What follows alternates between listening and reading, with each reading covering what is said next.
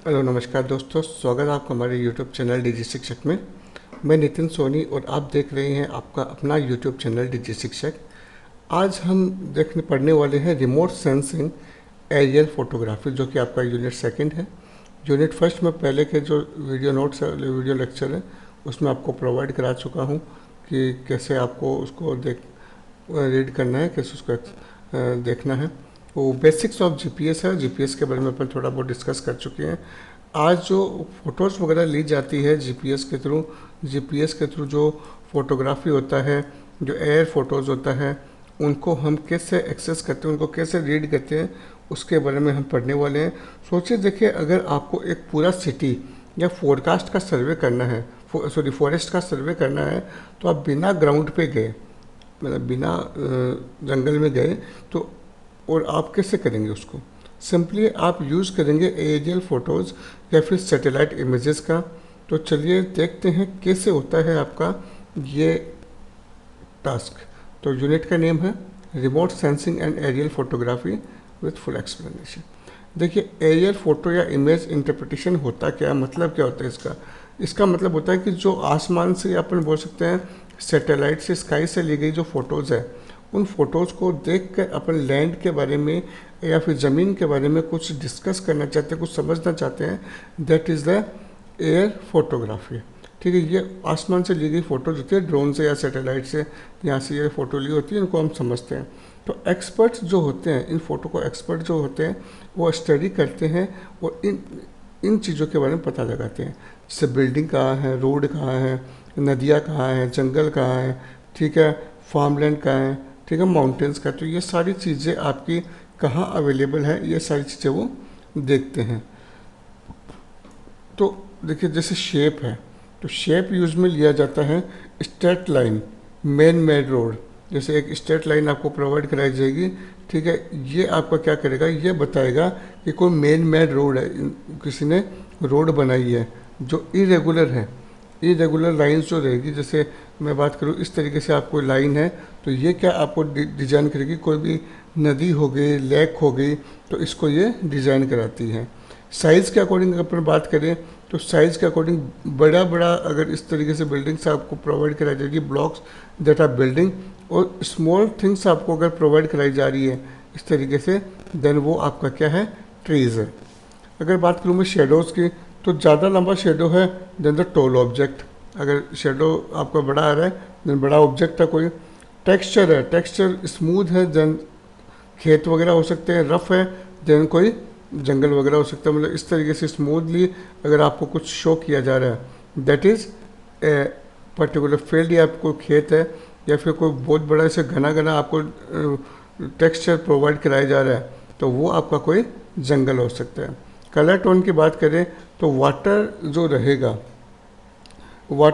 रहेगा इसको डार्क के अंदर शो किया जाएगा, और जो हरियाली है या ग्रीनरी है, वेजिटेरियंस वगैरह हैं, इनको ग्रीन के अंदर शो किया जाता है। पैटर्न की बात करूँ तो पैटर्न रिपीटिंग फीचर्स होते हैं, जैसे फार्मलैंड वगैरह हैं, इनके लिए रिपीटेड फीचर्स होते हैं, उनको अपन यूज़ में लेते हैं। एग्जाम्पल देखते हैं कि एक कोई विलेज है, उस विलेज की मैंने कोई फ़ोटो ली, और विलेज की फ़ोटो में वाइंडिंग डार्क लाइन आ रही है, इस ऐसे को डार्क लाइनिंग आ रही है, तो ये क्या रिवर को शो कर रही है, ग्रे लाइन्स है वो रोड को शो कर रही है, और जो स्क्वायर शेप्स है वो किसी घर को शो कर रही है। जैसे आप गूगल मैप में देखते हैं, वो चीज़ इसके अंदर यूज़ में ली जाती है। अब क्या क्या एलिमेंट होते हैं एयर फोटो के अंदर, ये अपन देखते हैं। There are some clues to help the read interpret the photo properly. कोई भी फोटो उसको प्रॉपरली रीड करने के लिए हम इन चीज़ों का यूज़ में लेते हैं। जैसे टोन एंड कलर, तो डार्क टोन का मतलब है वाटर बॉडीज़, यहाँ पे वाटर बॉडीज़ यूज़ में लिया जा रहा है। और साइज़ की बात करूँ तो कोई स्टेडियम हो गया या फिर कोई घर हो गया, तो इनको जो साइज़ के अकॉर्डिंग जो अंडरस्टैंड किया जा रहा है, that is the size. Shape से बात करें तो शेप में कोई राउंड हो गया, इरेगुलर हो गया, इस तरीके से है। तो कोई पोंड है, तो पोंड क्या रहेगा आपका, सर्कुलर है। कोई तालाब आपको दिख रहा है तो वो पोंड आपको इस तरीके से शो करेगा, सर्कल के अंदर, ओवल के अंदर, इस तरीके से शो करता है। और रनवे है तो कोई मतलब मैदान है, सीधा रोड है, तो वो आपका क्या होगा, स्ट्रेट शो करेगा। शेडो, कोई टावर है, कोई टावर लगा हुआ है गाँव के अंदर, तो उस टावर की कोई परछाई अगर आपको शो हो रही है, that is a shadow. Text है ग्रास लैंड हो गया, मतलब हरियाली वगैरह कोई है तो वहाँ पे आपको स्मूथ सरफेस दिखेगा, फॉरेस्ट के लिए आपको रफ सरफेस दिखेगा। ये जो चीज़ अपन पहले डिस्कस कर चुके हैं वही चीज़ है। इन सब फोटोज़ को देखकर पैटर्न को फिल किया जाता है कि स्प्रिंकलर इमेजिनेशन सिस्टम है कि कैसा आपका वो गांव दिख रहा है या आपकी कौन सी लोकेशन है वो कैसी आपकी शो हो रही है, ये आपको शो करने के लिए इन फोटोज़ का यूज़ में लिया जाता है। अब अपन देखते हैं basics of aerial photography. Aerial photography का मतलब होता है अर्थ की फ़ोटो ऊपर से लेना। ऊपर से मतलब सैटेलाइट से। सैटेलाइट से कोई फ़ोटो लेना यूजिंग ड्रोन, एयरप्लेन, बैलून या फिर कोई सैटेलाइट सिस्टम है, उसके थ्रू अगर आप यूज़ में ले रहे हैं तो वो क्या है, आपका एरियल फोटोग्राफी है। ये क्यों यूज़फुल है? ये यूज़फुल वहाँ आता है जिसे अपन बोल सकते हैं कि ये एक चिड़िया की आँख की तरह है जो लार्ज एरिया को शो करता है। It help to mapping. जैसे आप नगर परिषद की बात करें तो वहाँ पे प्लॉट वगैरह सिस्टम्स है या कॉलोनी वगैरह सिस्टम है, उनको मैनेज करने के लिए ये यूज़ में लिया जाता है। जो लेआउट वगैरह जो बनाए जाते हैं वहाँ पे अर्बन डेवलपमेंट के लिए, डिजास्टर मैनेजमेंट के लिए ये यूज़ में ली जाती हैं। ये बहुत ही मिलिट्री के लिए आपकी यूज़ में ली जाती है। मिलिट्री के अंदर एग्रीकल्चर एनवायरनमेंट के मॉनिटरिंग करने के लिए यूज़ में ली जाती है। अब ये दो तरीके की फ़ोटो होती है, एक तो वर्टिकल फ़ोटो, एक ऑब्लिक फ़ोटो। वर्टिकल फ़ोटो जो ऊपर से सीधे नीचे लिए जाए, बेस्ट फॉर मैप। जैसे कि ये कोई लोकेशन है, इस लोकेशन की सीधा यहाँ से कोई फ़ोटो ली जाए ऊपर से नीचे की तरफ, that is the use for vertical photo. Oblique photo को एंगल पर लिया जाता है, जैसे कि इधर से फ़ोटो लिया गया या फिर इधर से फ़ोटो लिया गया। इट यूज़ फॉर विजुअल्स, या कोई विजुअल प्रोवाइड कराने के लिए आपका यूज़ में लिया जाता है। जैसे रोड कंस्ट्रक्शन होता है अपने मोहल्ले के अंदर या गली के अंदर कोई रोड कंस्ट्रक्शन होता है तो उससे पहले इंजीनियर्स एरियल फ़ोटोज़ लेते हैं ताकि वो ये देख सके कि कौन सा पाथ सही रहेगा, कौन सा डेटा सही रहेगा, इसके लिए यूज़ में लिया जाता है। नेक्स्ट अपन देखते हैं कि जब फ़ोटो ले रहे हैं तो फ़ोटो के लिए अपने पास कैमरा भी होना चाहिए। तो कैमरा क्या होना चाहिए? You can't click A photo without any camera. ये कैमरा जो होता है, बिना कैमरा के लिए अपन फ़ोटो नहीं ले सकते। स्पेशलाइज्ड एरियल कैमराज रिक्वायर्ड होते हैं जो माउंटेन को फिक्स्ड पोजीशन पे शो करते हैं। स्टेबल या vibration free image, blurry image है उनको अवॉइड करेंगे। हाई रेजोल्यूशन इमेज जो HDR इमेजेज है वो आपके प्रोवाइड करेंगे। लार्ज इमेजेस या डिजिटल सेंसर है जो बिग एरिया को कवर करती है, ऐसा कैमरा आपके पास होना चाहिए। तो जैसे कि कैसे कैसे आपके कैमरे होने चाहिए वो अपन देखते हैं। जैसे सिंगल लेंस कैमरा है, ये कैप्चर करता है एट ए टाइम एक ही फ़ोटो को कैप्चर करेगा। मल्टी लेंस कैमरा है, ये मल्टीपल फोटोज़ को कैप्चर करेगा, जैसे फॉरवर्ड पोजीशन को, बैकवर्ड पोजीशन को, इसके साइड बार है इनको भी कैप्चर करता है। That is the multi lens camera. जैसे कि अपन सर्वे करते हैं तो इंडियन गवर्नमेंट फॉरेस्ट मॉनिटरिंग करती है तो हाई लेवल कैमरा यूज़ में लेती है जो 1000 फीट तक की फ़ोटोज़ को ले सकती है। अब अपन बात करते हैं एयर फोटो जियोमेट्री क्या होती है। एयर फोटो जियोमेट्री का मतलब होता है ऑब्जेक्ट्स फोटो में डिस्टोर्ट या टिल्ट दिखते हैं। तो कई बार क्या होता है, थोड़ा सा ऐसे टूटी हुई सी इमेज आपको शो करती है, डिस्टोर्ट हुई इमेज से आपको इमेज दिखती है, टिल्ट इमेज दिखती है, तो वही इंपॉर्टेंट टर्म्स है एयर जियोमेट्री के अंदर। इसमें दो कंसेप्ट है आपके पास, एक तो नेडियर पॉइंट, एक प्रिंसिपल पॉइंट और एक रिलीफ डिप्लेसमेंट।